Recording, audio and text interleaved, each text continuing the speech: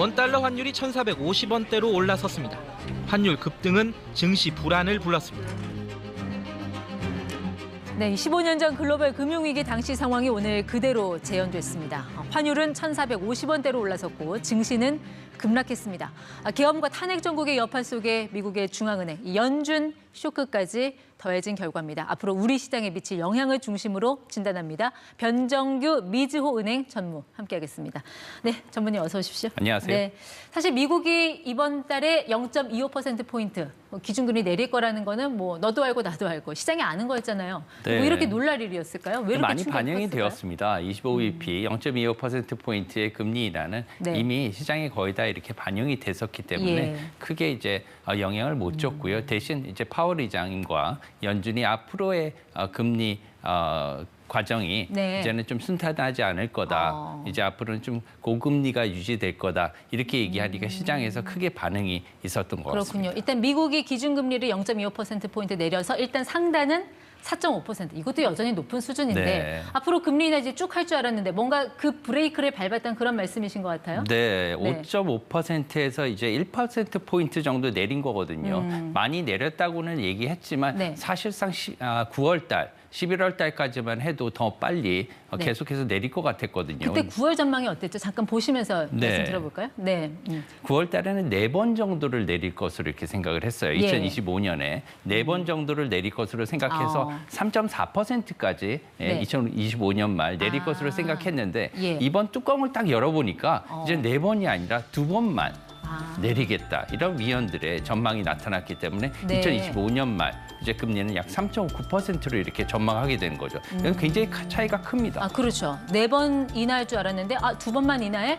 이러다가 다시 기준금리 올리는 거 아니야라는 전망까지도 할 수 있게 됐으니 사람들의 네. 좀 어떤 투자자들의 불안감이 있었다는 네, 얘기인데 그랬을 수 연준은 있죠. 왜 이런 결정을 내린 거예요? 뭐 때문에? 왜냐하면은 그 예상했던 바와 같은 데이터가 나오지 않았기 때문입니다. 네. 특히나 인플레이션이 쭉 떨어지는 이렇게 하락하는 모습을 보여줘야 되고요. 예. 그다음에 실업률 같은 경우에도 좀 높아지고 그다음에 경기도 둔화되는 이런 상황이 되어야만 금리 인하를 계속 지속됐을 텐데 네. 심지어 오늘 그 발표된 데이터를 보면 성장률까지도 이렇게 2.2%에서 2.5%로 예. 높아지는 이러한 호조를 보이고 있습니다. 따라서 미국이 그게 이렇게 좋은데 계속해서 금리를 내릴 필요가 있느냐 예. 이러한 컨센서스가 특히나 이루어지게 된 거죠. 오늘 지금 점도표를 보시면은요, 특히나 위원들의 컨센서스가 이루어진 점이 매우 특이합니다. 왜 네. 그러냐면 19분의 이런 위원들이 계시는데 네. 그 중에서 10명이 심지어 반 이상인 10명이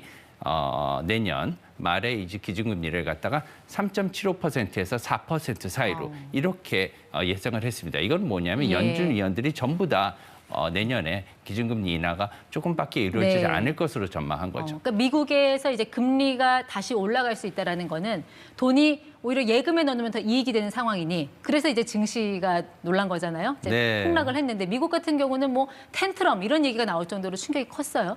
네, 네. 지금 금리가 이렇게 빨리 내려가지 않을 것으로 보이니까 차라리 뭐 예금이나 다른 자산에 넣어도 어느 정도의 고정금리를 받을 수 있다 이런 생각도 있을 수 있고요. 네. 고금리가 유지가 되면 주시장에는 그렇게 좋은 건 아닙니다. 호조가 뭐 호재가 아니기 때문에 그렇죠. 이것은 이제 예. 반영이 돼서 오늘 이렇게 급락으로 이뤄진 것으로 이렇게 파악이 됩니다. 그러니까 미국 기준금리가 이제 4.5% 정도 되면은 그런 고금리가 유지된다면 차라리 미국 국채에 투자하지 뭐 굳이 주식에 투자할 이유가 있겠냐 뭐 이런 판단이 때문인 것 네, 같아요. 미국의 네. 그 달러는 아직도 기축통화이기 때문에요. 기축통화의 기준금리가 4%는 아직도 매력적인 금리입니다. 네. 투자하기 아주 훌륭하죠. 그렇기 때문에 여기에 대해서 그렇다면은 강달러가 계속 지속되겠구나. 네. 그렇게 되면은 예금이나 다른 자산에도 투자해도 매력이 있겠구나 이렇게 생각을 할 수 있겠는 거죠. 네, 그래서 오늘 그 미국 주식 호가판이라고 하잖아요. 그게 이제 빨갛게 물들고 정말 가운데만 딱 뭐 초록 점이 찍혀서 어떤 분들은 뭐 육회 뭐 와사비 한 점 뭐 이런 표현도 쓰던데 많이 놀라셨죠? 많이 놀랐던 것 같아요. 예, 뭐 미국 증시뿐만이 아니라 우리나라도 많이 떨어졌고요.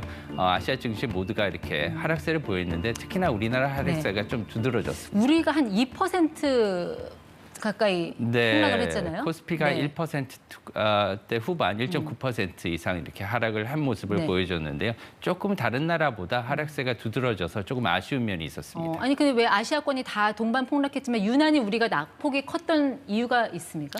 글쎄요, 최근에 이제 우리나라 경제의 펀더멘탈이라고 하죠. 기본적인 이러한 경제 구조에 조금 약간 외국인들이 의문을 갖고 있고요. 네. 게다가 최근에 뭐 비상계엄이나 이런 사태를 통해서 불안정이 조금 있다고 보니까 그런 것들이 반영된 결과가 아닐까 네. 이렇게 생각을 하고 있습니다. 그 미국의 고금리라는 거는 결국 강달러랑 이제 거의 등식이 되는 거고 그렇게 되니까 이제 환율이 지금 막 거침없이 오르고 있지 않습니까? 네. 한 1,430원대만 해도 그럴 수 있겠구나 했는데 이게 1,450이 되니까 이 느낌 별로 안 좋아요. 너무 높죠. 네. 1,400원대 이렇게 높은 환율은요.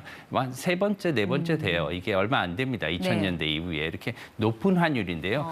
이런 높은 환율이 계속되다 보니까 뭐 예를 들면 유학생들 등 부모라든가 아니면 자영업자라든가 예. 이게 전부 다 이제 수입 물가와 연결이 돼 있지 않습니까? 굉장히 이제 고생이 심하실 텐데 이런 것들을 좀 이제 빨리 이제 네. 환율 안정이 돼서 좀 이런 것들을 해결했으면 좋겠다 이런 생각이 듭니다. 네, 그럼 파월이 어쨌든 기준금리 인하의 속도 조절에 들어간다면 당분간 우리가 또 한 번 고환율, 고물가 뭐 이런 상황을 맞을 수도 있다. 고금리까지. 네, 내년 상반기, 내년 초반까지는 적어도 이러한 고환율, 네. 고금리가 유지될 것으로 보이기 때문에 이거에 대한 예. 대비가 있으셔야 될 것으로 생각합니다. 근데 파월의 정책 기조대로라면 강달러로 가겠지만 지금 트럼프가 원하는 거는 약달러잖아요. 수출 기업들 살린다고. 맞습니다. 마가의 정책의 핵심도 그거였는데 예. 이거 서로 충돌하는 거 아닙니까? 예, 미국을 다시 위대하게 만드는 이 마가죠. 네. 이제 Make America Great Again. 이것이 이루어지려면 사실은 두 가지 조건이 이루어져야 됩니다. 네. 첫 번째는 이제 저금리가 있어야겠죠. 증시를 살려야 되니까. 맞습니다. 예. 증시도 살리고요. 기업들도 빌리는 돈이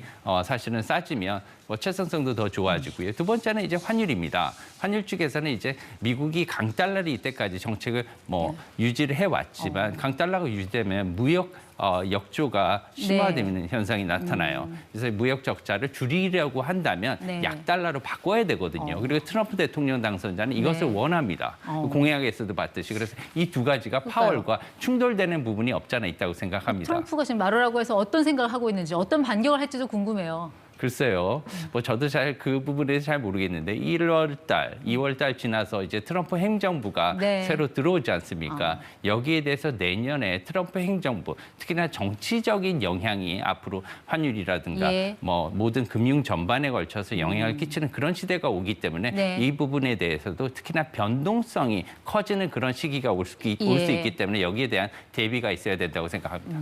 앞으로 이렇게 강달러가 뭐 계속된다면 우리나라 그 투자자들 포트폴리오도 좀 전략을 바꿔야 될까요? 뭐 달러 비중을 높인다든지 뭐 어떤 걸 좀 조언해 주실 수 있으세요? 투자 관점에서? 네, 현재까지는 이렇게 변동성이 크기 때문에 뭐 한 곳에 이렇게 뭐 투자를 한다는 몰빵이라고 있잖아요. 예, 몰빵 투자는 이런 건 삼가해야 된다고 생각하고요. 네. 포트폴리오 투자 전략을 추천드립니다. 그래서 여러 군데 분산 투자하시고요. 특히나 너무나 큰 위험은 자제하는 것이 좋습니다. 이렇게 변동성이 네. 커지고 게다가 위험이 커지는 그런 상황에서 약간은 보수적인 투자 이런 예. 것들을 권해드리고요. 좀 안전하게 분산 투자하는 네. 그런 투자를 하신다면 좋은 결과가 있지 않을까 이렇게 생각을 합니다. 알겠습니다. 이제 미국이 이렇게 고금리 유지로 다시 방향을 만약에 전환을 하게 된다면 이 한국은행, 우리나라 기준금리 결정에도 상당히 고민이 될 텐데 일단 올해 안에는 없어요. 금통위가. 1월에 있지 않습니까? 맞습니다. 네. 어떻게 될까요? 쉽게 글쎄요. 못 낮출 것 같은데 이제. 예, 지금 또 이제 금리를 낮추게 되면 이것이 이제 금리 차를 한미 금리 차를 더욱 이제 격차를 벌이게 그렇죠. 되기 때문에 예. 환율 인상 요인으로 이게 작용을 하게 됩니다. 돈이 그래서 빠져나갈 수 있다는 거죠, 미국으로. 네, 예. 그렇게 되면 이제 환율도 이제 더 높아질 수 있고 하기 때문에 이에 대해서 여러 가지 고심이 많을 텐데요. 사실 경제가 좋지 않습니다. 지금 경기 둔화가 심화되고 있기 네. 때문에 금리 인하에 대한 뭐 니즈도 분명히 있는 그런 상태지만 여러 가지를 고려해서 뭐 부동산 요인이라든가 아니면은 뭐 환율 요인이라든가 시장 요인을 다각도로 검토해서 결정한 것으로 이렇게 생각을 합니다. 알겠습니다. 여기까지 듣겠습니다. 변정규 미주은행 전무 함께했습니다. 오늘 말씀 고맙습니다. 감사합니다.